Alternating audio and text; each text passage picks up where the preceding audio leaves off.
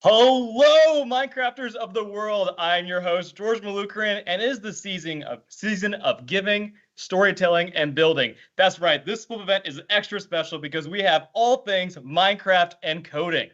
But before we get started, I want to invite all of you to join the chat and let us know where you're tuning in from.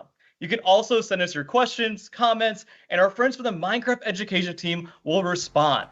We will be asking for your participation as well. That's right. We will be creating some new bone meal functionality together in Minecraft.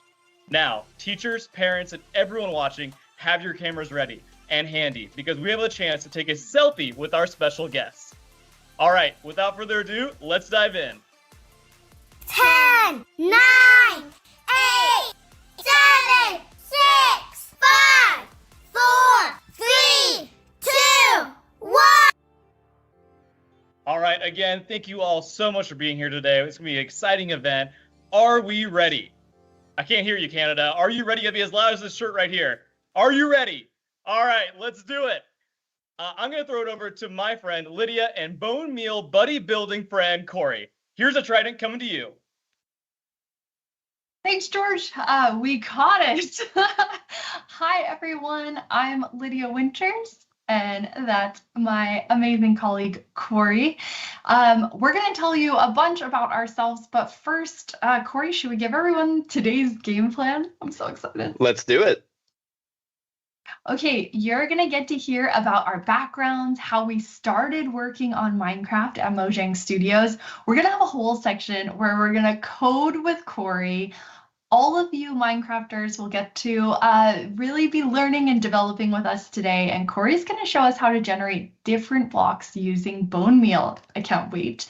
Then we're going to have some student questions, and we're also going to show you some new worlds to explore. And these are worlds that are making things better. So we can't wait to show all of you that. And we're going to get started with who we are. So Cory, you want to give a little bit of a quick introduction? A quick introduction about myself? Absolutely. So my name is Cory Scheviak. I've been working at Mojang for 4.5 years now, and I work as a gameplay developer / game designer on Minecraft. And I also do a part-time work in Mojang as what's called a social impact advisor, focusing a lot on like sustainability stuff. How about you, Lydia? Who are you? That's amazing. And hi, everyone. I'm Lydia Winters. I'm the chief storyteller at Mojang Studios, which means I get to talk for a living, which is very cool. And I get to do things like this. And I've actually been at Mojang Studios for more than 11 years working on Minecraft. And I'm going to tell you a bit more about that first, but we thought we should tell you what is Minecraft, because maybe not all of you know. So Cory, what is Minecraft? What a philosophical question. No, Minecraft is my favorite game. That's what it is. It Mine is. too. It is boundless possibilities, but it's sort of like I loved Legos as a kid. So for me, it's sort of like taking what I loved about Legos, putting it into an infinite world where I can have an infinite number of Legos, and also adding this like survivability aspect that I love so much, this like challenge of staying alive. So it's like boundless creativity plus surviving at the same time. That's what Minecraft is for me. Yeah, and I love the survival part. That's definitely the player type that I am. But do any of you watch? Are you playing Minecraft? So maybe you're raising your hand right now or getting really excited. And Cory and I are going to tell you about how we got started working on what is the coolest thing to work on. I am still so excited about it 11 years later. When I was young, I wanted to be on stage, and so I started a YouTube channel all about Minecraft. And actually now, like I told you, that's what my job is. I get to speak on stage at huge things like Minecraft Live, but my favorite part is actually getting to do things like this, where I am able to talk to all of you who are in our Minecraft community, because it's just so cool. I was the 7th employee working on Minecraft so long ago, and I was the first woman on the team. I've been able to travel around the world, probably to a lot of the places that you all are living right now, and that's all because of Minecraft. And I think to me, my favorite thing about getting to work on the game is that I'm always surprised about what people make and build and do in the game. I love that so many people are using Minecraft in their classrooms and using Minecraft to make the world a better place. And it's extra cool because I know that my colleague, Corey, is actually one of those people who uses Minecraft to make things better. So I'm going to hand over to you, Corey. Oh, that's very kind of you, Lydia. And yes, Minecraft is used in so many ways to make the world better, but I will start my story at the beginning and then I will get to how I use Minecraft these days. So my story as, I guess, a kind of nerd begins when I'm quite young, as you can see here. I used to take apart computers with my dad. We used to go buy old machines and take them apart just to see how they worked. We would connect a bunch of wires and lights and make really fun stuff happen. And I guess that love of sort of tinkering from my dad eventually ended up building into Legos as well. My love of Legos, as I mentioned earlier, I would always build like sandcastles on the beach and these giant Lego contraptions and these worlds I would create. And I guess that's kind of like a natural transition into Minecraft is taking this idea of infinite creation and building worlds and designing these like stories from your mind, but in a physical form. And that's what Minecraft kind of became for me until I started learning programming. And like I said, at first I programmed like websites and it was fun. But then I started programming like games for fun, and that was pretty fun. I used a tool called Game Maker. I made little tiny things. And then I started learning like real hardcore programming in high school. And that's when my friend suggested, because we had just started playing Minecraft, it had just been released, and he was like, you should mod Minecraft. And I was like, what is a mod? What is that? It turns out Minecraft had this thing that somebody from the community had made that let you create a modification or like an add-on to Minecraft. So you could take the base game and add your own fun stuff to it using code. And I thought that's really cool. So I had just been on a trip to Puerto Rico with some kids from school, and I got super inspired. So I was like, I saw palm trees. I'm going to add palm trees to Minecraft. So I did. And as I started to add stuff from my trip that I saw, I had my friend that knew art stuff that I had also met this friend through Minecraft, by the way. Very cool. And he did art and I did programming, and we made this mod called Tropicraft. And Tropicraft over the years grew into this absolutely massive mod with like palm trees, iguanas, volcanoes, this old tropical dimension. And through this experience, I not only got to do an internship based on using Minecraft like in the classroom, actually, to teach kids, but I also helped start this initiative called Love Tropics, which is a charity event that we do once a year using Minecraft to help raise money and educate about different causes that affect the tropics around the world. And so for me, programming and Minecraft they've always been very intertwined as a way to make the world a better place. Minecraft is a world of creation, but it's also a world of opportunity. Because it's like this infinite sandbox, you can use it to explore, you can use it to educate, you can use it to play and be creative. And so, yeah, I've always found so much opportunity through that. And all of the programming skills that I've learned over the years through studying in university. I studied computer science, but I did a concentration in video game design because I love the idea of using video games and programming together to make magic happen and make the world a better place. And so that's kind of how I ended up here at Mojang, I guess. And now these days I help create stuff in the game for all of you, and I love every second of it. What cool things have you helped create in Minecraft that people watching might know? Yeah, well, I have added a lot of stuff now, but I would say a few of my favorites that I've worked on are maybe the bee. Oh, I love the bee, Corey. It's one of my favorites. The Buzzy Bees update, it was such a small update in size, but I felt it was actually such a fun update to work on and such a fun one to play with because they add so much life and ambience to the world. And I think one of the other coolest things that I've worked on most recently would be actually the mangrove trees and the mangrove swamp, because mangroves in Minecraft, it's such a unique tree compared to all of the others. And I love the root systems that mangroves have. And in real life, they're amazing trees. And so Minecraft really wanted to represent this like larger than life feeling with them. And I think we did. Yeah, and I love the mangroves because I grew up in Florida, even though now I'm living in Sweden, and Cory's also moved from the US to Sweden. But the two of us went and met with an amazing mangrove scientist who is using data from lasers to learn about mangroves. And we did that because of the mangroves that Cory put in the game. So it's just so cool how much of real life is tied to Minecraft.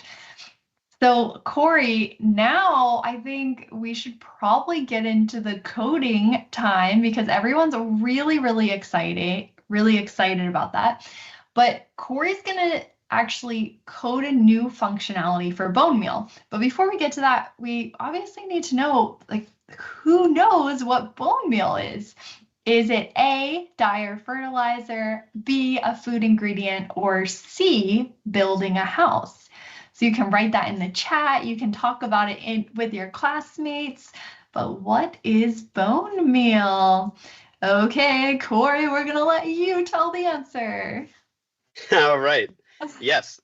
So bone meal is pretty much what it sounds like. It's a meal made of bone.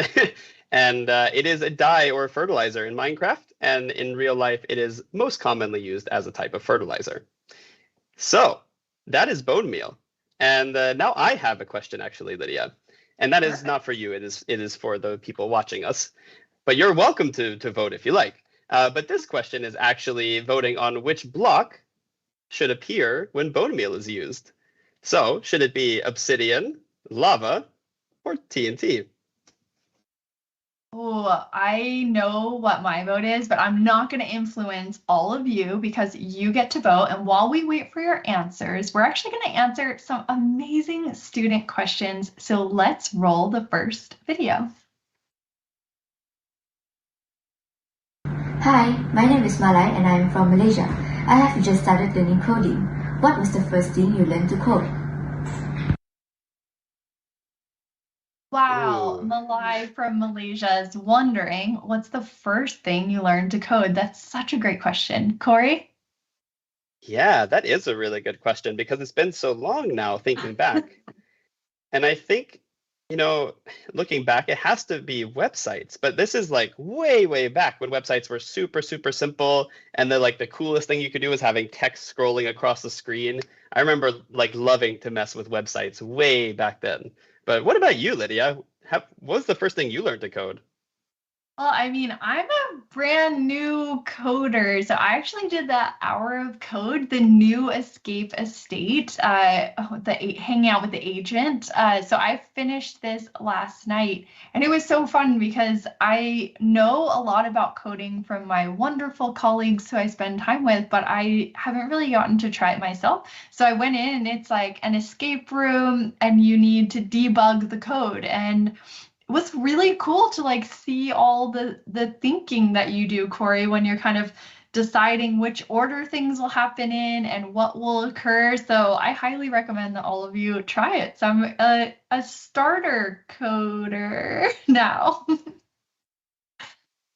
Okay, the votes are in, and I will say you all decided on the one that I was going to pick too, which is TNT. So Cory, you're going to show us how to change what blocks show up when the bone meal is used on grass, and you're going to give us a sneak peek inside all of your code. I'm very excited about this too. Yeah, it seems like everyone watching us is agent of destruction here. Always TNT. Absolutely. So TNT, huh? So I guess the showing off the code here is going to be the best way to go about this. And what I've done is I've actually, so earlier today in the stream, I mentioned that I had worked on mods, little modifications to the game. And did you know Minecraft actually has two different engines? One is made in one programming language and one is another one. And actually the education edition is in a different one than the one that I'm using, which is called Minecraft Java Edition. But what you can do on Minecraft Java Edition is code in these very specific and intricate mods. And the platform that I'm using to create these mods was completely made by the Minecraft community. It's a super cool tool. It's free to download.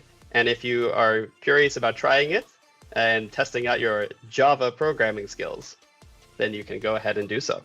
So what I've done here is I've set up a simple mod where all we're going to do is we're going to catch bone meal as it's used in this event called bone meal event, which the community has lovingly set up for us to trigger every time a bone meal is used.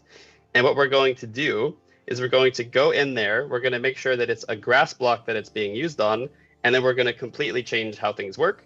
So what I've essentially done is I've gone into the bone meal code and I've copied exactly how it usually works, and I'm going to change it to do exactly what I want it to do.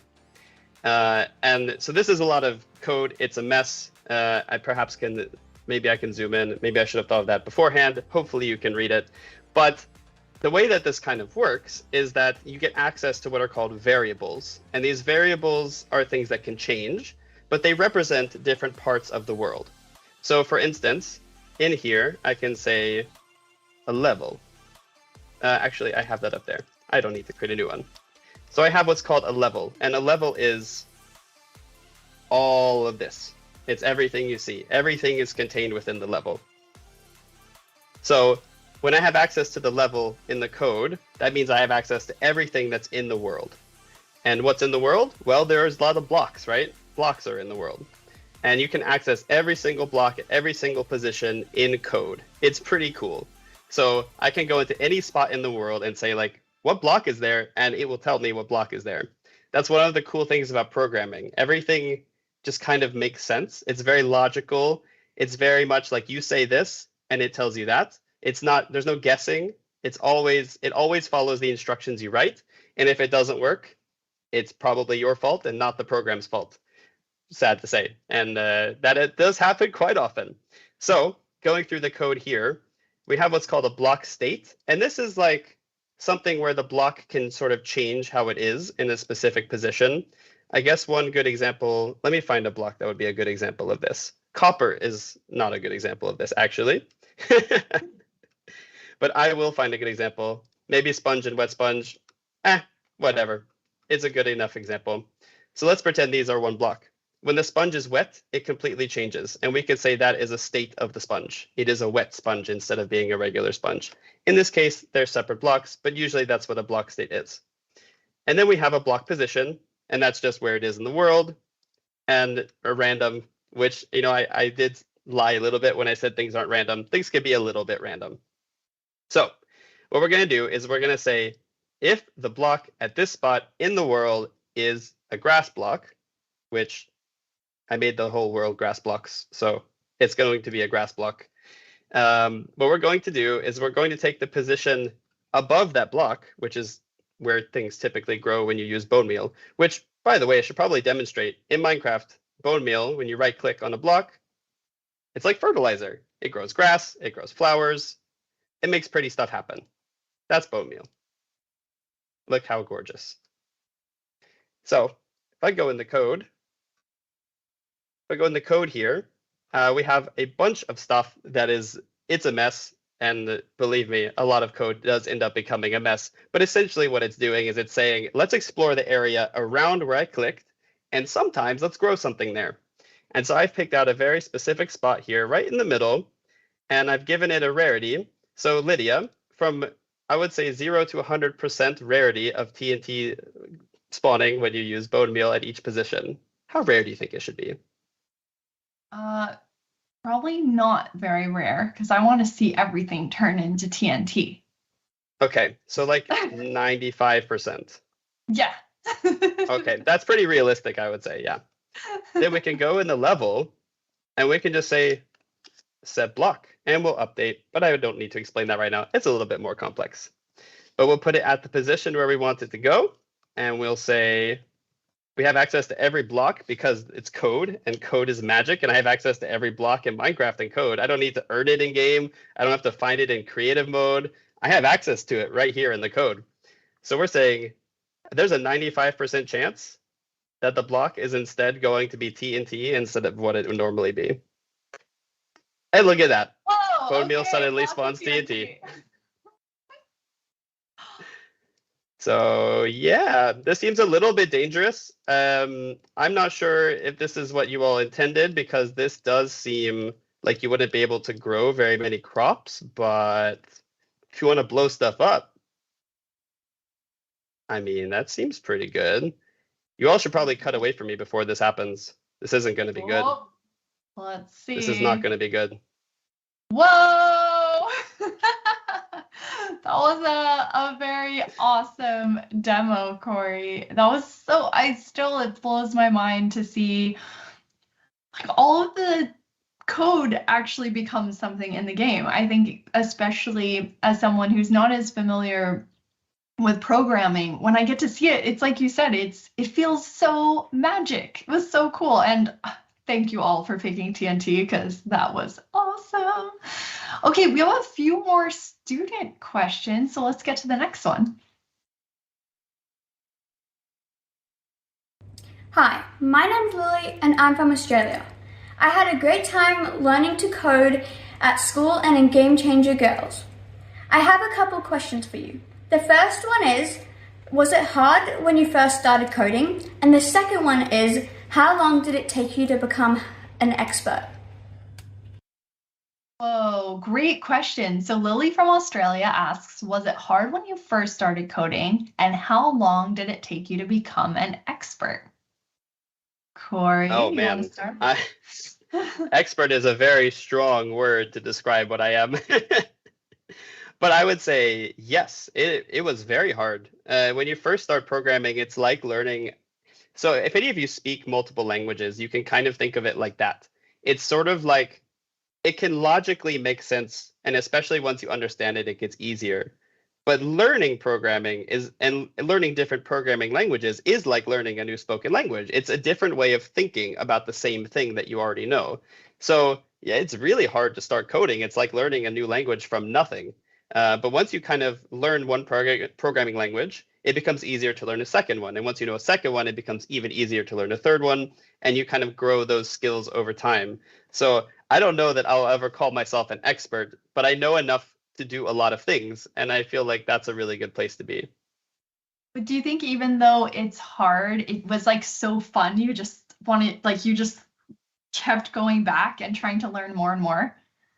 Yeah, I mean, constantly. I am constantly learning more. It's so much fun to learn new programming languages, but also to expand my skills within the ones I already know. Because the more you know how to program, the more like detailed and nitty-gritty you can get, the more cool things you can do. Like I showed you really stuff with TNT that is actually stuff that you can learn quite easily, but there's all this kind of amazing more stuff you can do with programming. And the more you learn, the more you can actually apply stuff you learn in other classes like mathematics, like chemistry, like biology, physics. It all can add in to programming. Once you learn the programming side of it, you can use all those skills to create super cool stuff. And I think that's just awesome. That is so cool. Okay, and we have another video. Hello, my name is Bryce and I live in Georgia, and I'm wondering what's the coolest thing you've made on Minecraft? Oh, Bryson from Georgia is asking what's the coolest thing you've made in Minecraft. Cory, what's the coolest? You have to pick one. These questions, they hurt me inside. I love everything I make equally, but I do have to say the mangrove trees that I worked on in the wild update, definitely one of the coolest things I've made in Minecraft for sure. But that's a tricky one. How about you, Lydia? Yeah, so long ago, when there was only Steve in Minecraft, I actually worked on adding Alex. And so that was really fun. And a fun fact about Alex is that she has green eyes because I have green eyes. And that's something that every time I get to see someone wearing an Alex skin or wearing an Alex t-shirt or anything with Alex on it, it just feels really exciting for me. And now we've added so many more character skins to the game, and so it just feels very cool every time I get to see it. And we have one more question. Hi, my name is Rasmus and I'm from Sweden. I have a question. Are there still things that you learn about coding? Goodbye. Ooh, nice question. Rasmus from Sweden is asking, are you still learning things about coding? So first of all, we're both in Sweden, so that's really cool. And since I'm a baby coder who just started, Cory, I'm going to let you take this one about learning more things about coding. Absolutely. Always learning more things. I think learning new stuff about programming is just a part of programming, because every time you run into a new problem, you're like, oh, I haven't solved this particular problem before. Let's go find a fun new way to solve this problem. And then you learn a new skill. So there's always new stuff to learn about programming. And the coolest part about programming is you can always go a little bit deeper. So like I program Minecraft, but Minecraft is made in programming languages that were made using other programming languages. And those run on other programming languages that go all the way down to like the computers that you run the game on, and that goes all the way down. So there's always more stuff to learn, and there's always more ways to use what you've learned to accomplish whatever you can dream of. Always learning more. Absolutely. Yeah, you can all tell that Cory and I love learning. It's just so cool. I think everything since I started working on Minecraft in my whole life, I just want to keep learning things because there's always so much to explore and discover. It's kind of like the game, and in life, we both are doing the same thing. And we have some new things that are happening in Minecraft that we wanted to show you. And now more than ever, the world needs more hope, curiosity, and peace. Bringing the real world into the Minecraft world enables us to explore places we've never been, dig into real issues in an accessible way, and immerse ourselves in history to shape a better future. Experience life through the eyes of animals living in some of the coldest habitats on Earth. Hunt in a whale pod, build a cozy nest, protect your cubs, all while learning about the ways climate change is impacting these frozen worlds. These 5 Minecraft maps are inspired by stories from the Frozen Planet 2 series, created in partnership with BBC Earth. Head to warmer climates to explore swamps of mangroves, an incredible super tree species found in 114 countries. Join the Mangrove Restoration Project and use seed cannons to restore these essential mangroves in a world struggling from climate change. They're called climate superheroes because of their innate ability to sequester carbon. Don't miss a chance to learn about these ridiculously cool trees. In Latin Explorers, journey with leaders in the community as you help them solve tough challenges. Meet ordinary people doing extraordinary things, like preserving butterflies, delivering medical supplies, and creating murals to speak out against injustice. This world was created in partnership with the Hispanic Heritage Foundation to help young people build leadership skills and inspire local action. Learn from history with Peace Builders, a series of adventures created with the Nobel Peace Center and Games for Change. Meet 4 Nobel Peace Prize laureates and help them avoid and solve conflict, learning the skills needed to craft peace. Clear landmines to save a Cambodian village. Protest the unjust apartheid system. Support refugees after an earthquake. We can all help create more peace. All of these amazing worlds are available for free in the Minecraft Marketplace. Together, we can build a better world. And these are all worlds that you can actually download and play in Minecraft Bedrock or Education Edition. And a cool thing is those awesome mangroves that Cory was talking about are coming to Education next year. And I don't know about all of you, but I've always loved whales, so I can't wait to play as an orca in Minecraft. I'm super excited. And Cory, I know you've been playing lots with the mangroves. Oh yeah, nonstop. Okay, and hey, George, we're gonna throw the trident back to you. Oh, I love that. We could do that all day, throwing this try Exactly. I love this. I love the build a better world themes in Minecraft. And Cory, I just want to say I love like what you said about like, finding that creativity and solutions, like, brainstorming that is. And like Feli Garcia, a colleague of mine, always says like the universal language is creativity, and that can generate such meaningful discussion. So really, really appreciate you saying that. And so very cool. Now it's time to take some selfies. So everyone out there, get your cameras ready, gather in front of their screens in your classrooms or at home, hop out of that beanbag because we're going to be taking a selfie with Cory and Lydia. So we'll give you a few seconds to get set up, but we'll be right here warming up.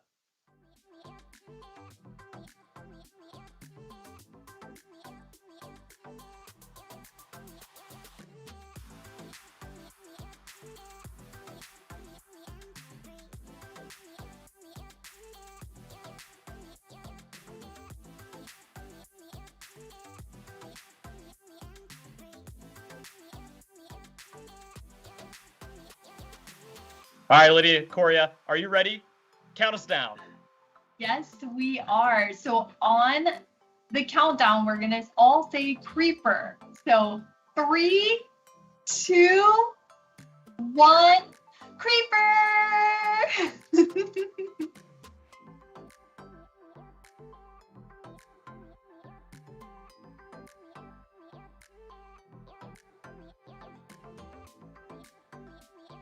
I was trying so hard not to blink.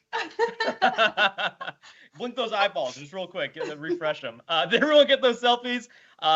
So much fun. Thank you again, Cory and Lydia.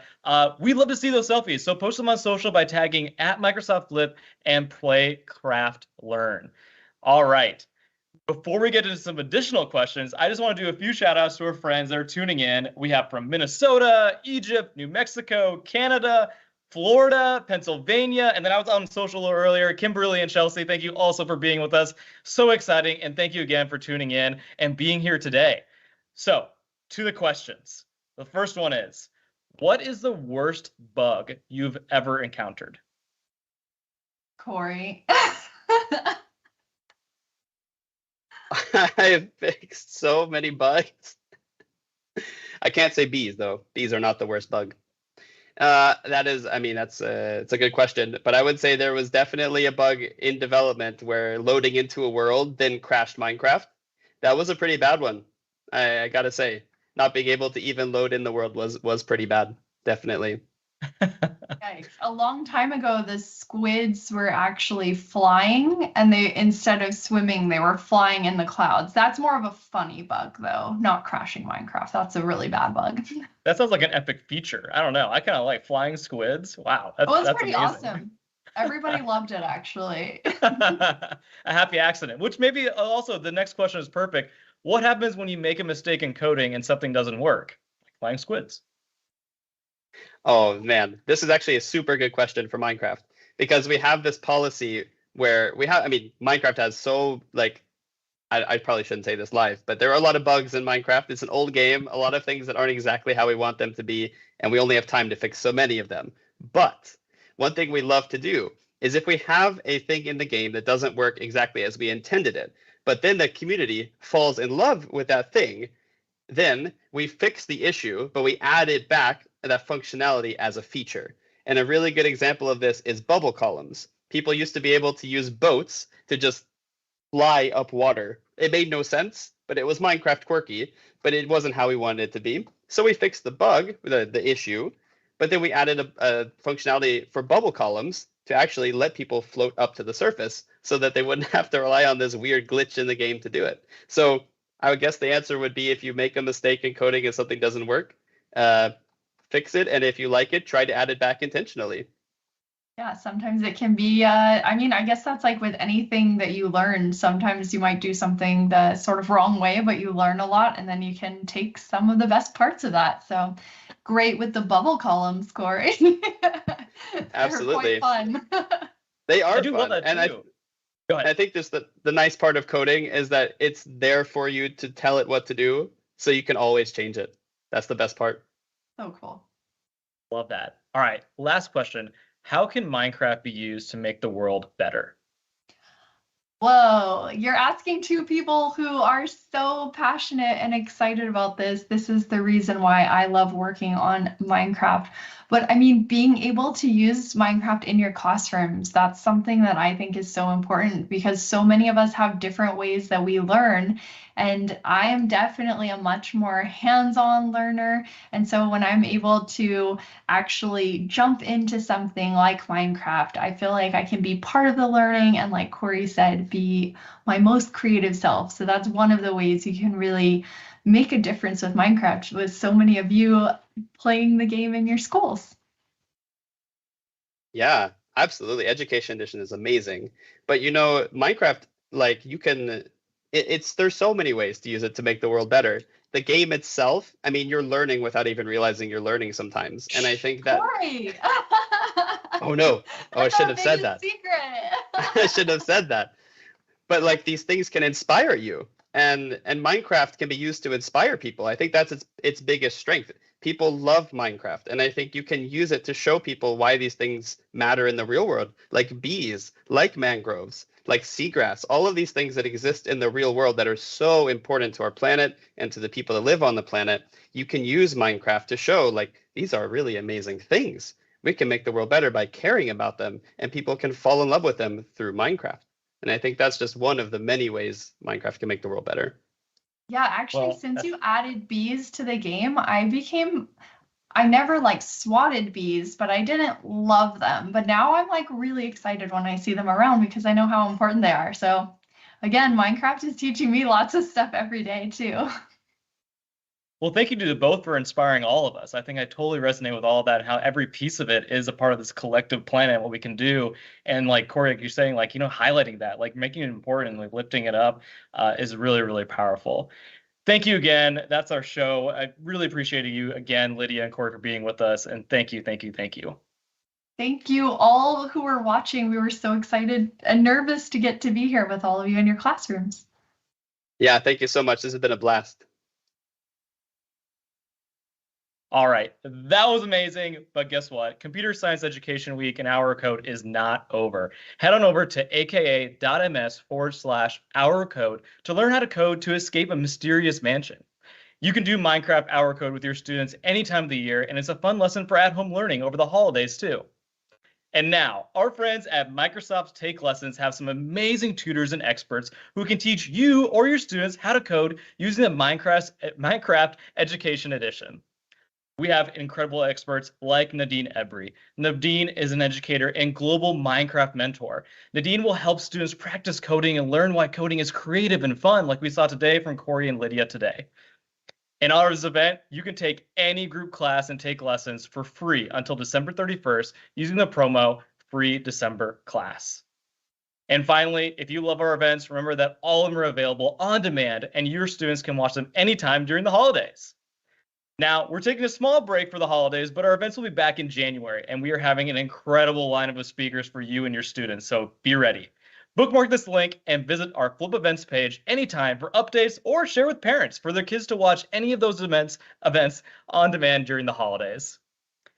That's it for today. I'm your host, George Malukran. On behalf of Flip and Minecraft, big thanks to Cory and Lydia. Thank you for spending time with us, and we'll see you next time.